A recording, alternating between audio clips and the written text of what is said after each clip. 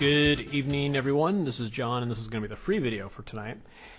I've got this one set up as kind of a little bit different here. For the TTM squeeze, what I did here is I went here and just format the squeeze, and I changed the zero up color right there to cyan. Normally it's just blue. That way it just kind of stands out, and it makes it, when it goes darker blue, stand out a lot more. So this is Google on a 60-minute chart. I'm going to take a look at some currencies. First, I wanted to take a look at Google. Just kind of keep an eye as we set up here. Here was the last 60-minute squeeze on the long side. And on something like this, there's a couple of different ways to play it. Here's the way I like to play it. Okay, you get in. The first thing you're looking for is a red flag that the trade's over is a loss of momentum. All right. What I do at that point, okay, initially you're going to start off here. Generally, you're going to use a stop below the prior swing low. So in that case, that's here. Okay, give or take. And then from there, once you see it run out of momentum, I like to take off a third, okay, and then move up my stop to my entry.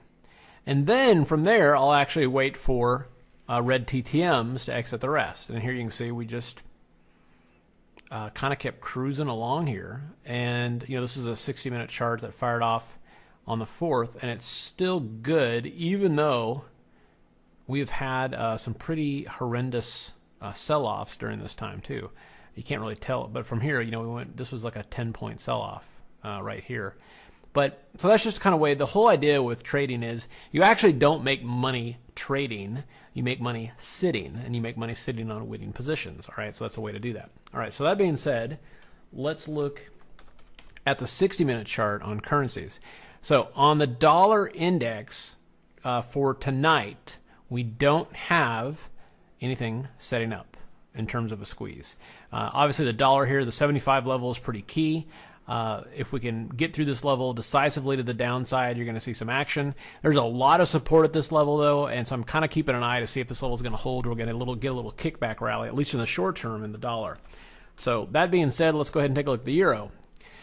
We had a squeeze last night, and it is all right. You know, we didn't get any great moves, and we're actually kind of right back in the same situation that we were in last night, except now we don't have a squeeze. So for tonight, we do not have a setup.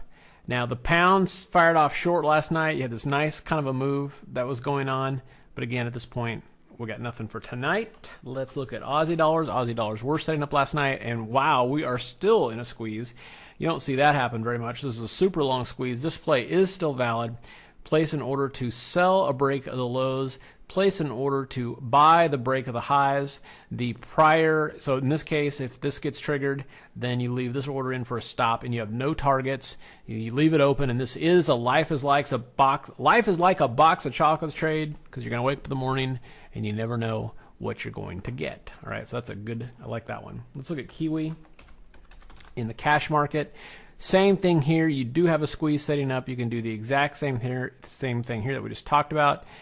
Sell stop at the lows, buy stop at the highs, and you got yourself a box of chocolate. Let's look at CAD on cash. No squeeze there. Let's look at Swissy on cash. No squeeze there. And let's look at yen on cash. Nothing there. I actually like to look at the futures too, just to see, and nothing there. I got a lot of lines there, but no setup. All right, let's look at some of the crosses. Euro yen, nothing setting up there. Sterling yen, nothing setting up there. Aussie Kiwi, well, you got kind of a setup here. Honestly, here what I like though is you can see that this Aussie Kiwi kind of trades sideways a lot of the times in the smaller time frames.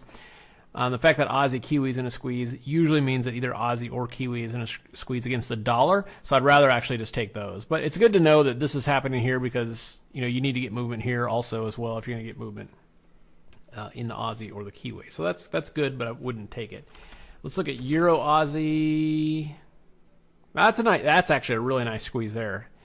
So you got a really solid support level here to place a sell stop, and then a really solid. That's a box play if you ever saw one. So on something like this, you can place a sell stop again at the lows, a buy stop at the highs, and just let it go. Usually when this one moves, you actually get a fairly decent push, and I would expect that from this setup as well. Finally, on the 60-minute chart, I want to look at gold. No squeeze there, just continues just to continue going higher, but there's no specific setup in terms of a squeeze. And let's look at silver. Okay, we had a little bit of a squeeze here and we ran out of gas. I did do a short back in here. We talked about that the other day.